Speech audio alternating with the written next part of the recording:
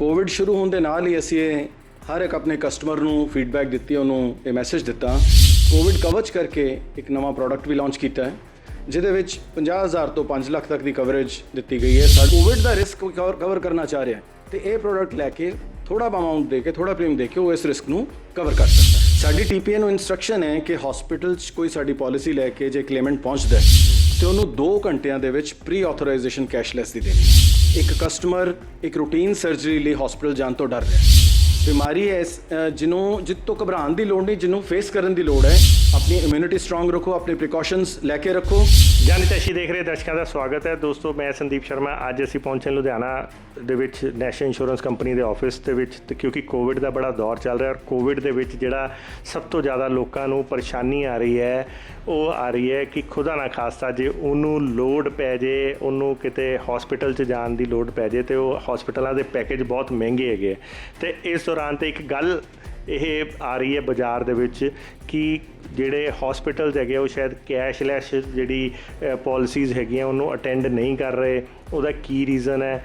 ਕਿਉਂਕਿ ਪੈਕੇਜਸ ਮਹਿੰਗੇ, ਉਹ ਕਹਿੰਦੇ ਜਿਹਦੇ ਕੋਲ ਕੈਸ਼ਲੈਸ ਹੈ ਉਹ ਨਹੀਂ ਅਸੀਂ ਕਰਨਾ, ਜਿਹੜਾ ਕੈਸ਼ ਲੈ ਕੇ ਆਉਂਦਾ ਉਹਦੇ ਨਾਲ ਅਟੈਂਡ ਕਰਨਾ। ਇਹ ਸਾਰੇ ਸਵਾਲਾਂ ਦੇ ਇੱਦਾਂ ਦੇ ਅਸੀਂ ਪਹੁੰਚੇ ਨੈਸ਼ਨਲ ਇੰਸ਼ੋਰੈਂਸ ਦੇ ਜਿਹੜੇ ਹੈਗੇ ਆ ਚੀਫ ਰੀਜਨਲ ਮੈਨੇਜਰ ਸਾਹਿਬ ਮਿਸਟਰ ਗਰੋਵਰ, ਇਹਨਾਂ ਨੂੰ ਪੁੱਛਣ ਆਏ ਆ ਕਿ ਕੀ ਰੀਜ਼ਨ ਹੈ ਤੇ ਇਹ ਇਸ ਕੋਵਿਡ ਦੇ ਦੌਰ 'ਚ ਜਿਹੜੇ ਜਨਰਲ ਇੰਸ਼ੋਰੈਂਸ ਕੰਪਨੀ ਹੈ ਕਿਉਂਕਿ ਤੇ ਇਹ ਕਿੱਦਾਂ ਲੋਕਾਂ ਦੀ ਜਿਹੜੇ ਹੈਗੇ ਆ ਉਹਨਾਂ ਦੀ ਸਪੋਰਟ ਕਰ ਰਿਹਾ। ਸਤਿ ਸ਼੍ਰੀ ਅਕਾਲ ਸਰ। ਸਤਿ ਸ਼੍ਰੀ ਅਕਾਲ ਜੀ। ਸਤਿ ਸ਼੍ਰੀ ਅਕਾਲ ਸਰ। ਇੱਕ ਚੀਜ਼ ਬਾਜ਼ਾਰ 'ਚ ਆ ਰਹੀ ਹੈ, ਕੁਐਸਚਨ ਆ ਰਿਹਾ ਕਿ ਜਿਹੜੇ ਇਸ ਟਾਈਮ ਕੋਵਿਡ ਦੇ ਵਿੱਚ ਕਿਉਂਕਿ ਜੇ ਖੁਦਾ ਨਾ ਖਾਸਾ ਹਸਪੀਟਲ ਜਾਣਾ ਪੈ ਰਿਹਾ ਤੇ ਉੱਥੇ ਦੇ ਪੈਕੇਜਸ ਬੜੇ ਮਹਿੰਗੇ ਆ, 9-9, 10-10, 15-15 ਲੱਖ ਦੇ, ਤੇ ਇਸ ਟਾਈਮ ਤੇ ਨੈਸ਼ਨਲ ਇੰਸ਼ੋਰੈਂਸ ਕੰਪਨੀ ਕਿੱਦਾਂ ਸਪੋਰਟ ਕਰ ਰਹੀ ਹੈ? ਸੰਦੀਪ ਜੀ, ਮੈਂ ਕਹਿਣਾ ਚਾਹਾਂਗਾ ਕਿ ਨੈਸ਼ਨਲ ਇੰਸ਼ੋਰੈਂਸ ਦੇ ਜਿਹੜੇ ਹੈਲਥ ਪ੍ਰੋਡਕਟਸ ਨੇ, ਕੋਵਿਡ ਸ਼ੁਰੂ ਹੋਣ ਦੇ ਨਾਲ ਹੀ ਅਸੀਂ ਹਰ ਇੱਕ ਆਪਣੇ ਕਸਟਮਰ ਨੂੰ ਫੀਡਬੈਕ ਦਿੱਤੀ, ਉਹਨੂੰ ਇਹ ਮੈਸੇਜ ਦਿੱਤਾ ਕਿ ਸਾਡੇ ਜਿਹੜੇ ਵੀ ਪ੍ਰੋਡਕਟ ਨੇ ਉਹਨਾਂ ਵਿੱਚ ਕੋਵਿਡ ਦੀ ਕਵਰੇਜ ਹੈ।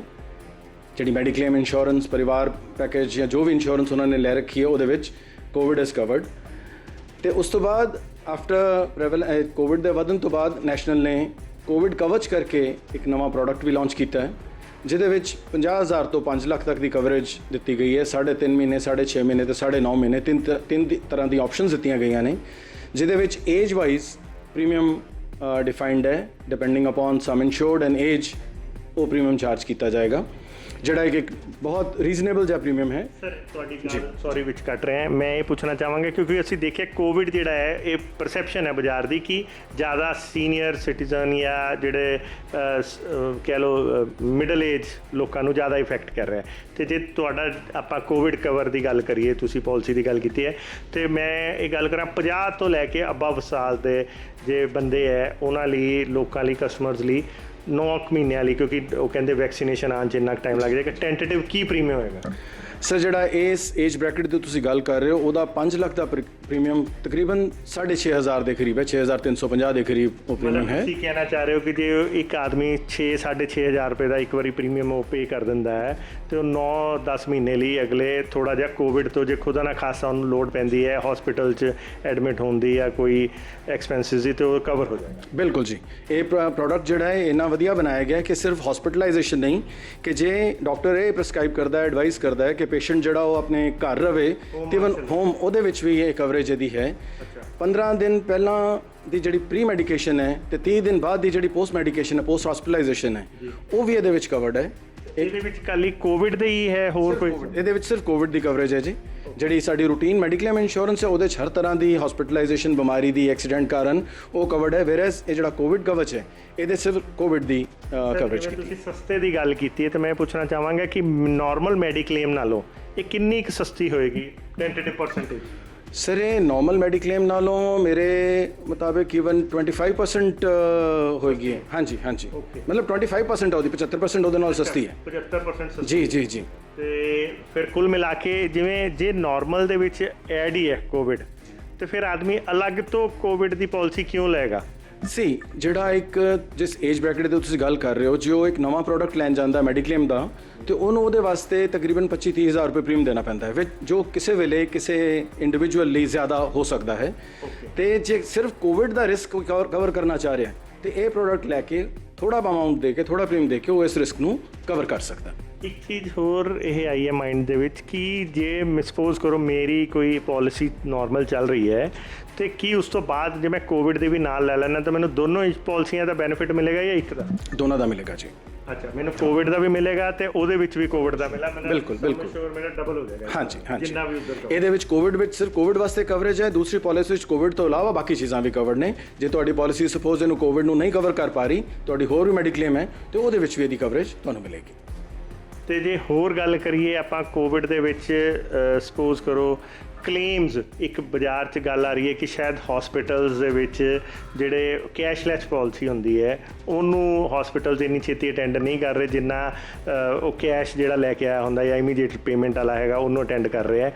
ਮੈਂ ਇਹ ਪੁੱਛਣਾ ਚਾਹਾਂਗਾ ਕੀ ਇਹ ਗੱਲ ਸੱਚੀ ਹੈ? ਸੰਦੀਪ ਜੀ, ਐਸੀ ਕੋਈ ਇਨਫੋਰਮੇਸ਼ਨ ਸਾਡੇ ਤੱਕ ਇਸ ਤਰ੍ਹਾਂ ਦੀ ਨਹੀਂ ਪਹੁੰਚੀ ਆਫੀਸ਼ੀਅਲ ਤੌਰ ਤੇ, ਬਟ ਜੋ ਸਾਡੀਆਂ ਇਨਸਟਰਕਸ਼ਨਸ ਨੇ TPAs ਨੂੰ, TPA ਤੁਸੀਂ ਜਾਣਦੇ ਹੋਵੋਗੇ ਇੱਕ ਥਰਡ ਪਾਰਟੀ ਏਜੰਸੀ ਹੈ ਜਿਹੜੀ ਕਿ ਇੰਸ਼ੋਰੈਂਸ ਤੇ ਕਲੇਮੈਂਟ ਦੇ ਵਿੱਚ ਹਸਪੀਟਲ ਦੇ ਵਿੱਚ ਇੰਟਰਮੀਡੀਏਰੀ ਦਾ ਕੰਮ ਕਰਦੀ ਹੈ।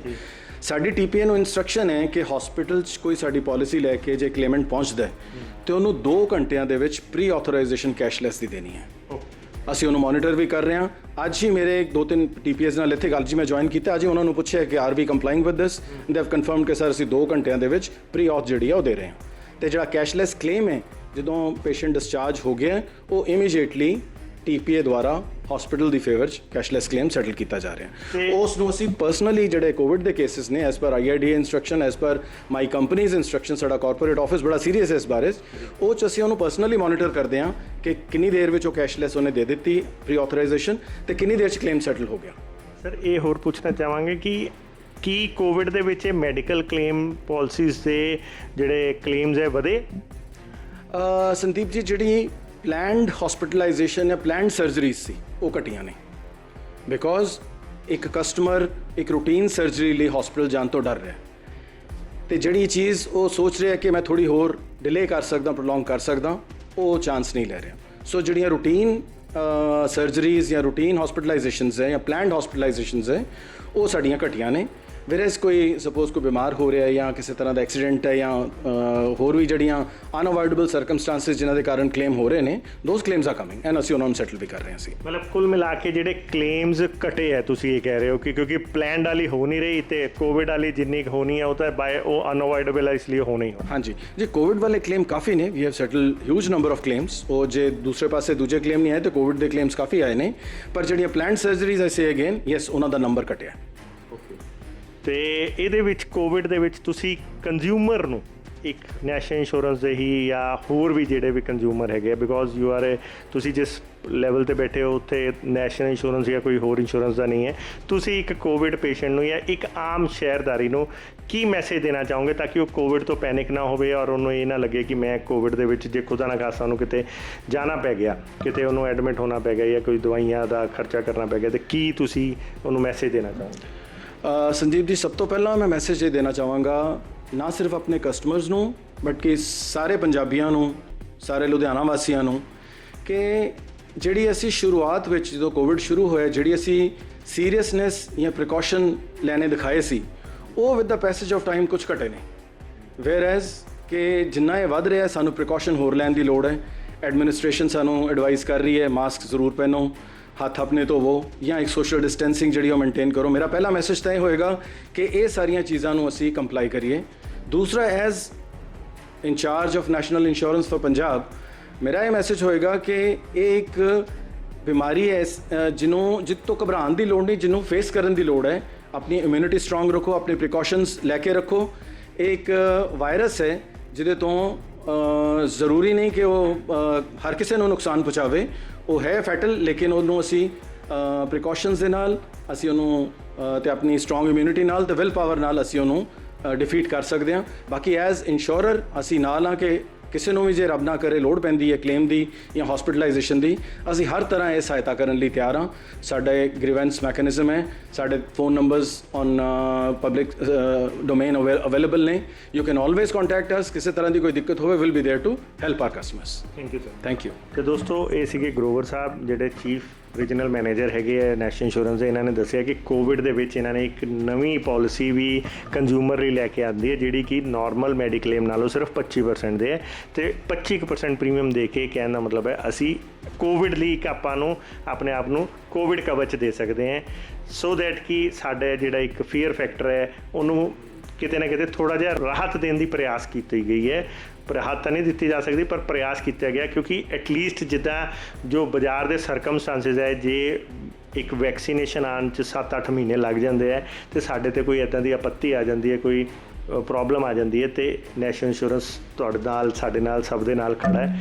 ਤੇ ਇੱਦਾਂ ਹੀ ਹੋਰ ਵੀ ਤੁਹਾਡੇ ਕੋਈ ਵੀ ਮਸਲੇ ਹੋਣਗੇ ਉਹਨਾਂ ਨੂੰ ਸਮੇਂ-ਸਮੇਂ ਤੁਹਾਡੇ ਤੱਕ ਪਹੁੰਚਾਉਂਦੇ ਰਹਾਂਗੇ। ਦੇਖਦੇ ਰਹੋ, ਬਨੇ ਰਹੋ ਜਾਨੀ ਤੈਸ਼ੀ। ਧੰਨਵਾਦ।